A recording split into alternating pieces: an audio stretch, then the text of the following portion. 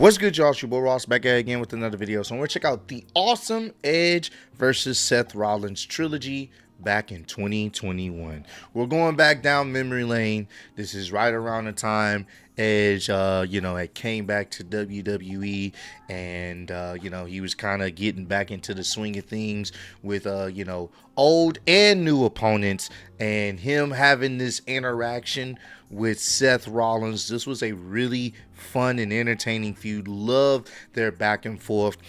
One of the most memorable moments from that feud is Seth Rollins pulling up to his crib, opening up his fridge and drinking his juice and putting his feet on the kitchen table. I love that.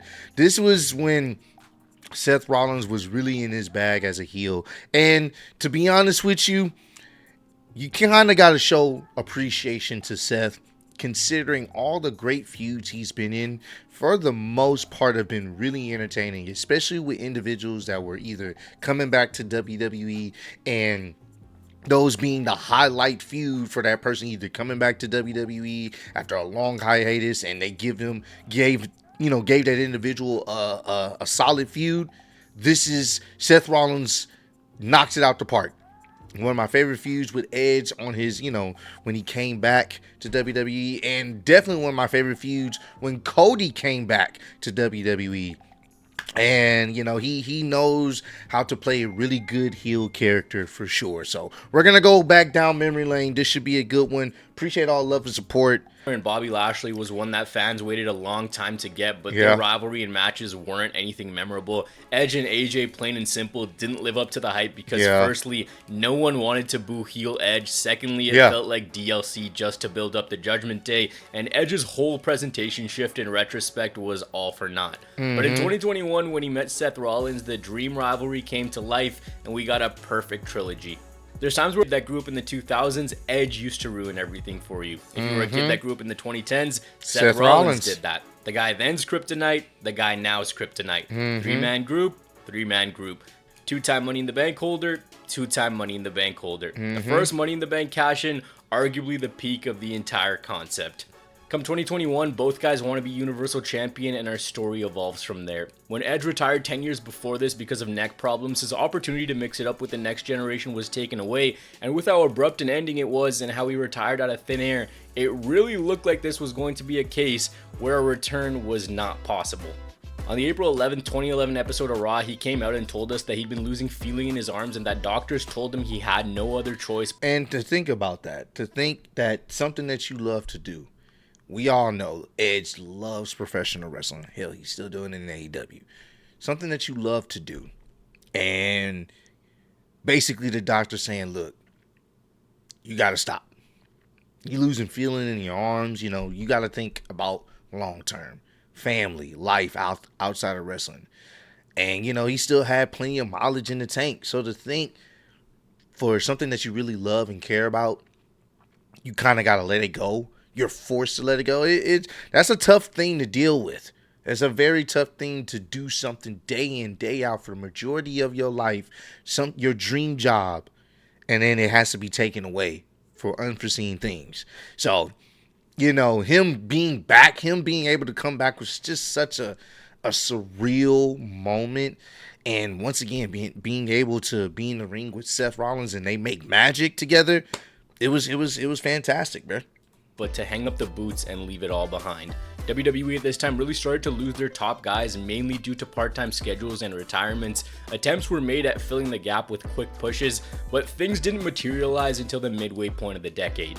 We start at the final Raw of 2014. Edge and Christian returned to host a fusioned version of both their talk shows called the Cutting Edge Peep Show with special guest Seth Rollins. He, at 28 years old, was just a few months into his breakout year, linking up with the Authority and becoming Mr. Money in the Bank. Triple H and Stephanie had complete power and could do whatever they wanted to whomever they pleased, and so come Survivor Series, it was all the good guys that had been wronged on Team Cena taking on Team Authority. A win for the babyface team meant that they were free of the evil bosses, and that's exactly what happened. Dolph Ziggler had the performance of a lifetime, which led to nothing, and to take out Triple H was Sting in his WWE debut. Rollins' shoulders got pinned down to the mat, and now he had no safety net. The ones who gave him everything would be gone, and the only person who had the power to bring them back was John Cena. 6 weeks later, Edge and Christian returned to WWE to host the final Raw of the year. Cena and Edge meet backstage early in the night and share a moment where they reminisce about old times, with Christian trying to make a funny joke telling Cena, "Remember that time Edge went to your dad's house and slapped him around?" The tense moment then turned into a moment of respect, with Cena telling Edge, "Thank you for everything," and that he's a dad now. Be careful out there when the night comes to an end. Rollins' master plan was to use Edge as the bargaining chip. The ultimatum was either Cena brings Triple H and Stephanie back, or he stomps him out and makes sure he ends up in a wheelchair. It's a pretty tense moment and a great way to use Edge without him taking any bumps or getting physical. Cena rushes down and says he brings them back, with Seth telling him, "Damn, you gotta know me better than that, I'm gonna kill him anyway," but Cena makes the save and Seth doesn't stomp out Edge. When we watch wrestling, part of it is turning off your brain and buying into the silliness. Oh, for sure. In kayfabe, these two have been fired, but minutes later, they're at the top of the ramp. Yeah. when you break it down, like, wait a minute. Y'all supposed to be at home. No, y'all was just in the back chilling. What the fuck? I remember watching this live. I was like, that's how they get the authority back in. But once again, it tied in many years later. It's crazy how certain things happen. And then it's like the wrestling gods, just, bring it full circle. And it's not on purpose. This is not long-term booking, but it just so happens to play out in a certain way. It's always dope to see things like that happen. The rise continued for Seth Rollins. He became one of the guys that was in the biggest storylines, consistently evolving his character, while for Edge, a return to the ring looked highly unlikely. It seemed easier to bet the house on literally anything else. Then, right in front of us, on a YouTube video no less, we saw a moment in time where he saw clearly. While filming a Celtic Warrior workout with Sheamus, Edge wiped out on his mountain bike going downhill, which he compared to taking an arm drag on rocks. After this, he didn't feel any pain, which got the hamster wheel turning in his head. Just days before the video was released was SummerSlam 2019 in his hometown of Toronto, where he made an appearance on the pre-show. And this is one of the reasons why Sheamus was his last match, because they didn't have nothing else for him, which I just find so fucking stupid. It's Edge. How do you not have something for Edge? But that's why Sheamus was one of his last matches. Great match. It should have been a better send-off. But because, Sheamus was really there to kind of help him get back into the ring. So it's still, there's got to be more to the story, because there's no way you don't have something for him, of all people. Like, what? Come on now. It had been 8 years since he got physical, despite appearing sporadically for segments, yet here he was hitting a spear on Elias. As we got to Houston for the 2020 Royal Rumble, there were whispers that Edge could potentially be in the match, but then again, in wrestling, there's whispers for just about anything. Classic moment, bro. As the seconds counted down to number 21, the buzzer hit, and this is what we heard. You think you know me? Oh my God. No way. Goosebumps. Goosebumps, bro. After 9 years away, Edge was back, but he wasn't wearing the Sunday afternoon dad fit. Trench coat on, tights on, ready to rumble. The whole world knew there was no way that this could just be a one-off, and Edge heads everywhere rejoiced. Yes. The 30th entrant was none other than Seth Rollins, who was still in the earliest stages of his Monday Night Messiah era, now with Buddy Murphy and AOP by his side. When they entered, all hell broke loose, and eventually it was Edge who played a part in sending Seth packing. 1 year later, at the 2021 Royal Rumble, Seth Rollins returns after taking a break following Survivor Series since his wife was having a baby. Edge eliminated him from the Royal Rumble, and he goes on to win the whole thing and punch his ticket to the main event of WrestleMania. Once again, the story is still being planted with just his interactions with Seth. They have history. So this is why it worked. It worked so good. It worked. It was perfect. Rollins came back. The Monday Night Messiah was no more since he got drafted to SmackDown. He's now in this tortured poet sort of era in his career. Like, he's a bad guy, but he's also unironically hilarious with some of the things he does. Like during the WrestleMania build where he runs a smear campaign against Cesaro. We haven't gotten to the point where the fans are singing his theme music. Yeah. However, his motivations are very simple and very clear. He believes there's no one to beat Roman Reigns for the Universal Championship except for him. He's the one who wants to be next, and if there's anyone before him, he's going to take that person out. Edge, meanwhile, was fresh off being pinned by the same man and comes back to get the one-on-one match that he never got. What makes this rivalry really effective is simple premises that slowly evolve. Yeah. It starts with the shared goal of becoming Universal Champion, then it's stomp versus neck, then it's how both men are similar, then it finally caps off with family being involved. These two met backstage where Rollins told Edge that he'll finish what he started 7 years ago when he had his boot on his neck and didn't pull the trigger. Seth fails to win the Money in the Bank contract and descends into madness. Yep. If he can't have that championship, no one can have it. Reigns and Edge meet in the main event and in the closing stages with the referee unconscious because, of course Roman is locked in a Glasgow grin. Ray and Dom come down to beat down the Usos, and from behind, Seth hits a super kick and leaves, only to return 2 minutes later and be the reason why Edge didn't become Universal Champion. Yep. On the next SmackDown, he talks about Seth having no inkling of the Pandora's box of violence and mental pain. This is so good. Learned from the most evil minds in the industry, from the Brood to the Ministry of Darkness, and that Rollins didn't pull the trigger because he never thought he'd be back. Seth comes out calling him Grandpa Edge and mentions his hesitation from 7 years ago. This time when he's got his boot on the back of his surgically repaired neck, he will not hesitate. It was that easy, and two core fundamentals involved in this rivalry. The next week while SmackDown is in commercial, he attacks Edge with a camera and he shows us footage of his motivations. If he can't have the Universal title, neither can Edge, and he'll do anything in his power to ensure that it's not him. And once again, this is why it's hard to hate Seth Rollins for me personally. Like, the guy has been a constant part of the best stuff that WWE has done with Vince booking it and Triple H booking it. He's been the best part. How many times? How many times have you seen someone win the Money in the Bank twice, more than once, and actually have monumental cash-ins that many people are going to always remember? Great feuds, great storylines. Has everything been good? No, of course not. But there's been some good stuff, and Seth Rollins, even though a lot of people, and I think more people have kind of gotten on the train or the bandwagon that he's a top guy without a shadow of a doubt. Some people may not believe that, but he's been in so many great feuds, whether they were at the top of the card or the middle of the card. He's made those feuds important, especially when he's a heel. We still got the low points with the whole Bray Wyatt Fiend thing. That's an obvious low point, but there's a lot more positive when you look back on his career than negatives. So, hey, man, we got to give him his flowers while he's here. The challenge is laid out next week, and Edge mentions that when he looks at Seth, it's like looking in a mirror of his past, with Rollins taking a page out of The Rock's playbook and joining us via satellite. When Edge makes the challenge, Rollins says that he'll think about it, then he says that he should think about it. The guy with the 3 times surgically repaired neck should think about his future as a husband and a father. He then loses it when he's called Edge Light and accepts the challenge. Rollins doesn't like that he's not seen as his own man, and what do you do when you don't like something? You make a retrospective. What's so subtle here is Rollins is slowly descending into insanity, and that 2014 day haunts him. He says that if he just finished the job, Edge wouldn't be pushing his daughters on a swing, they'd be pushing him in a wheelchair. Making the promise to stomp him out for good. Now, this is a personal preference. With these promos where wrestlers sit in the middle of the ring with a spotlight on them, I think they're very effective. I don't think they're utilized nearly as much as they should be with the guys who are effective storytellers.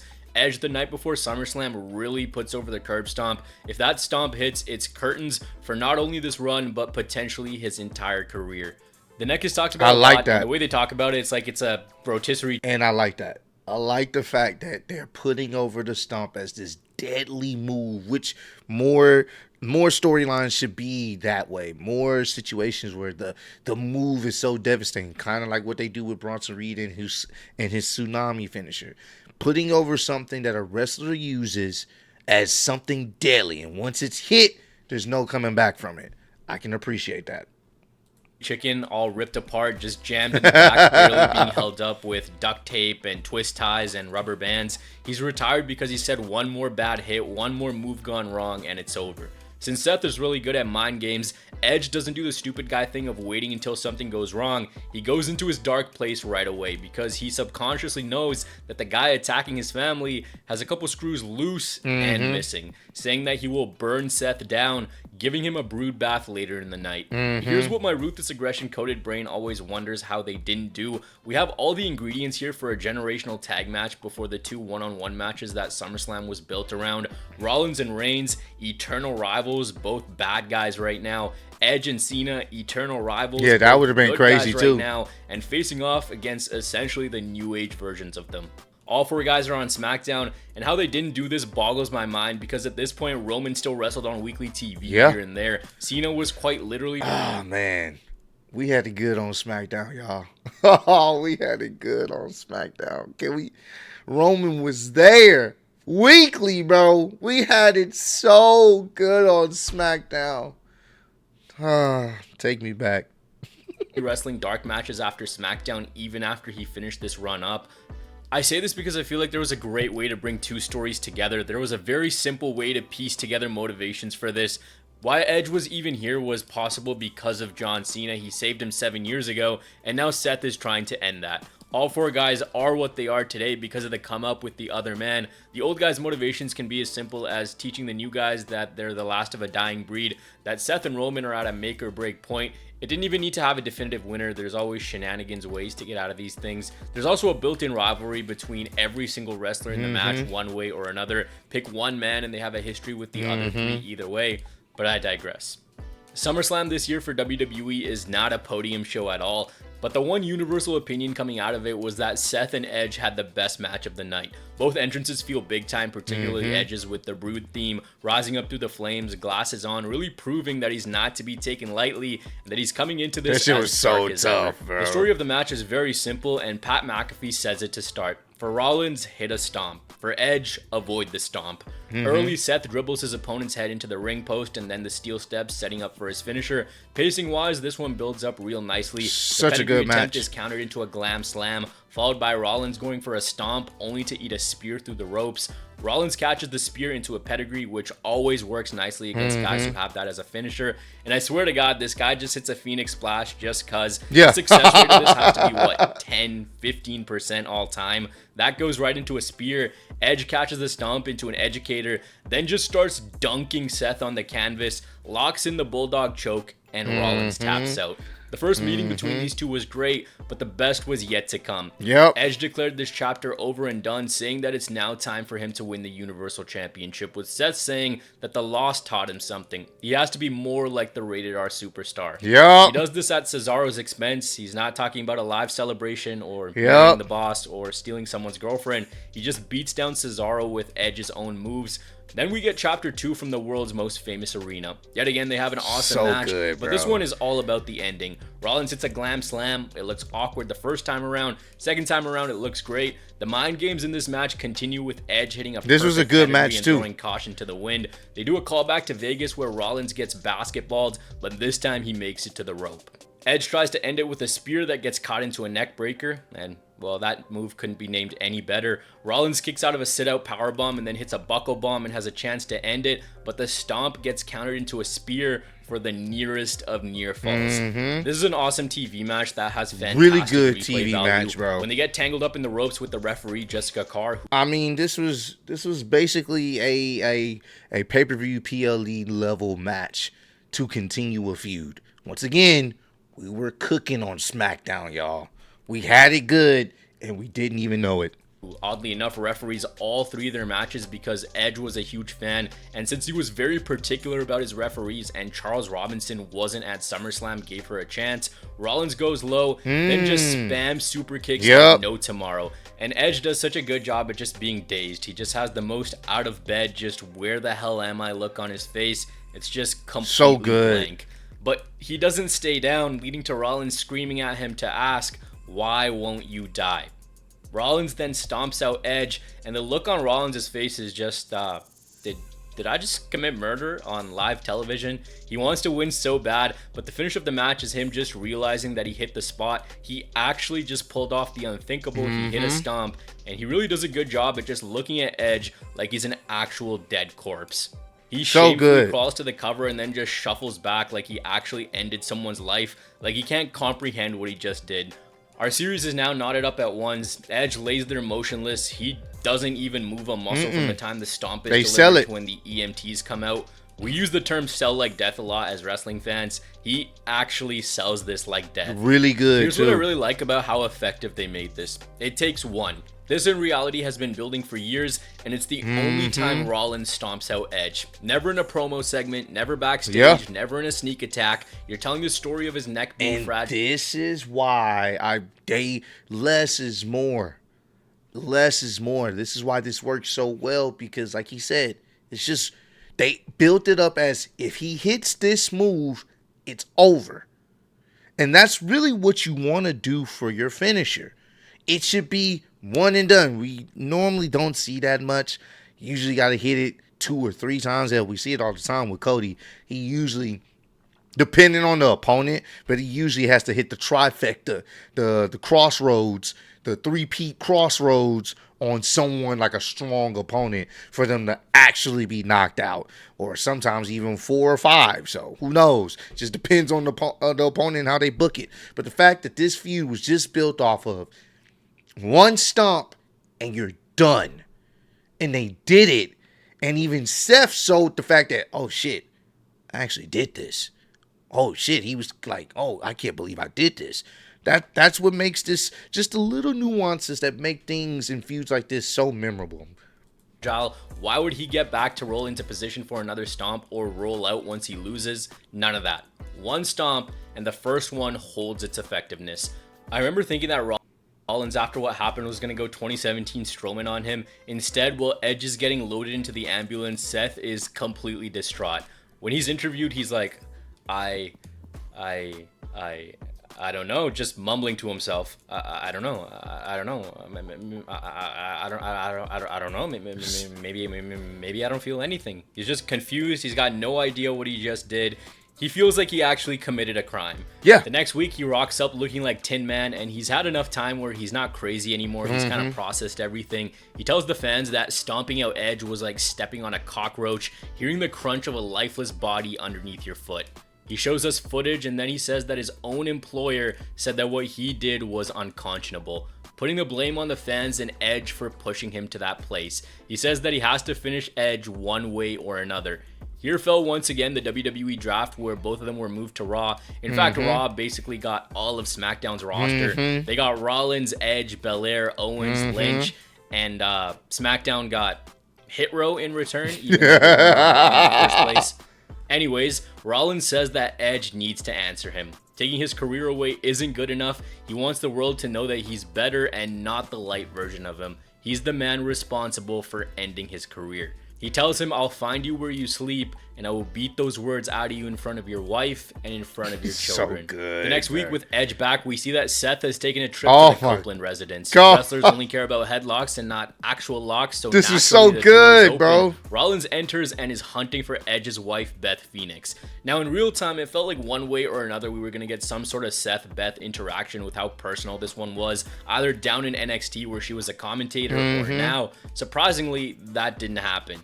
He goes into the fridge, grabs some orange juice, and then makes fun of Edge's daughter's artwork, calling it rotten. It's a pretty tame home invasion in comparison to what usually happens in these. Some sort of violence, some sort of crazy shenanigans, but we're almost conditioned to believe that there's going to be some sort of insanity that happens. At the core of it, invading a man's house is a big deal on its own. Rollins asks Edge to name the place, time, and even stipulation, and he picks Hell in a Cell. Edge, back with the Spotlight promo, says that the home invasion is straight out of his playbook. He underestimated Seth, and that he is in fact not Edge Light. He's his own man. And that's what Rollins has wanted to hear this entire time, so that thread is tied up really nice. He finishes off by promising to scar Seth's soul.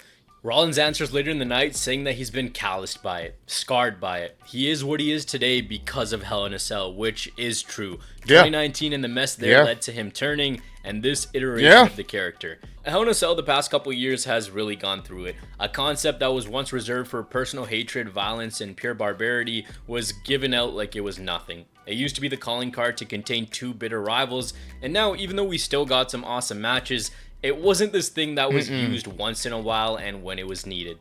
By this point in 2021, we'd already seen 4 cell matches, and in the last calendar year, there were 7 in total. I can assure you, there did not need to be 7 of these. No.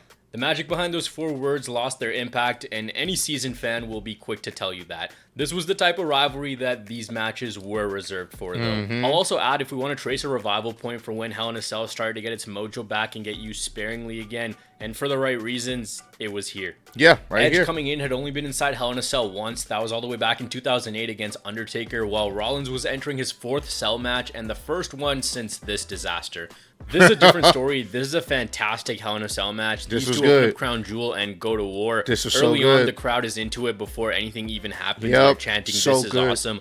The brawl So starts good. and Rollins eats the cage early, then remembers that he's got a talent for gouging out eyes and attempts to remove edges. Seth gets like backboard bounced off the cell right into the table set up below from the top rope, and he just eats it in this match. It's brutal. It's so destructive. good. It feels like they genuinely despise each other.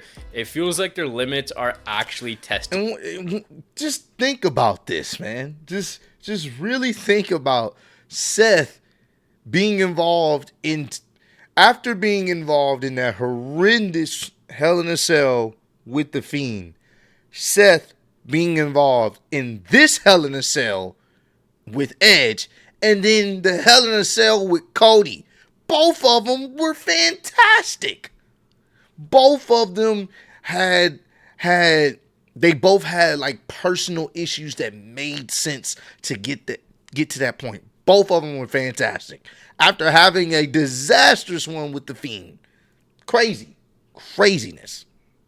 To the max. Edge brings out a ladder and Rollins hits a sunset bomb through the table, and again, it's all about Edge's neck at this point. After Edge gets up, they go to the finish of the match. They run back what happened at MSG where Rollins hits a spam of super kicks, but this time after a few, he wraps a steel chain around his foot and kicks Edge square in the face, which looks brutal. Then attempts a curb stomp onto a chair, only for that to be countered. Again, there's only one stomp hit in this entire rivalry.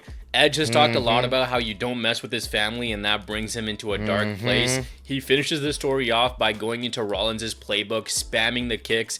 Then he mixes in a little bit of this style, then a Glasgow grin with a wrench, but he lets go of this, and you're wondering what he wants to do as his kill shot. He hits a curb stomp on Seth, smashing his face into the steel chair and beating him with his own move. Honestly, the fact that Rollins lost to his own finisher is actually crazy. This was the best Hell in a Cell match they'd put on in a long time. It had the brutality, and it felt like two men that actually despised each other. It was the textbook way for them to finish things off. There was way more brutality, way more magic than I can describe. This is truly an awesome match that you should check out for yourself. For these two, that was it. They went their separate ways, even on the same brand. But a couple years later, there was a chance to revisit this rivalry, only this time in the finals for the World Heavyweight Championship tournament after WrestleMania 39. It could have happened and gone back to the simple principle that this was built up on, and that was the pursuit for a championship, but they left the trilogy untouched, and maybe that was for the best. The word that I feel like I've used the most in this video is effective, and that's a direct result of the amount of depth and detail put into their story. 2014 was used as a launching point to tell the tale of two men who were very similar and that fans wanted to see clash, but what more was there to this?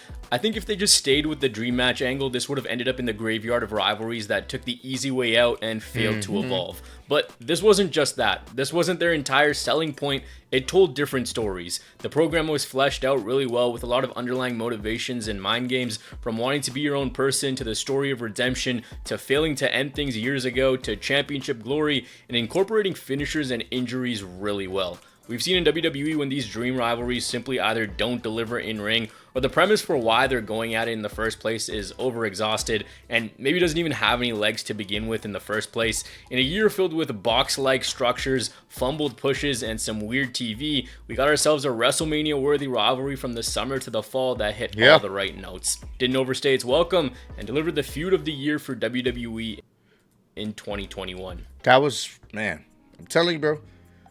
Gotta put some respect on Seth Rollins, man. He's doing some good stuff. And look, fast forward now. Him and his wife, Becky, going against CM Punk and AJ Lee in 2025. His feud with CM Punk has been entertaining for me. I know some people are kind of over it, but for me, I've been enjoying it. I mean, he's been some of the best parts of WWE television. He was the main reason why Cody was ultimately able to finish his story. He was the shield for Cody. It's just good stuff, bro. Some good stuff. And hey, man, this was a feud. Definitely, if you haven't checked it out, go check out these matches. You know, enjoy it if you know this is your first time really hearing about this, because these are one of those feuds it's worth going back to watch and check out the promos and enjoy the matches and enjoy the build up and the story. It's a feud that will definitely live on for many years. But comment down below, let me know, what was your favorite match from the Seth Rollins Edge trilogy?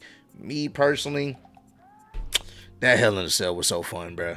It was fun for the simple fact that Hell in a Cell, for the first time in a while, it felt like it made sense and it was needed. Such a good time, man. But I appreciate all love, support. Road to 150K. Appreciate y'all kicking in with me. See you on the next one. Peace.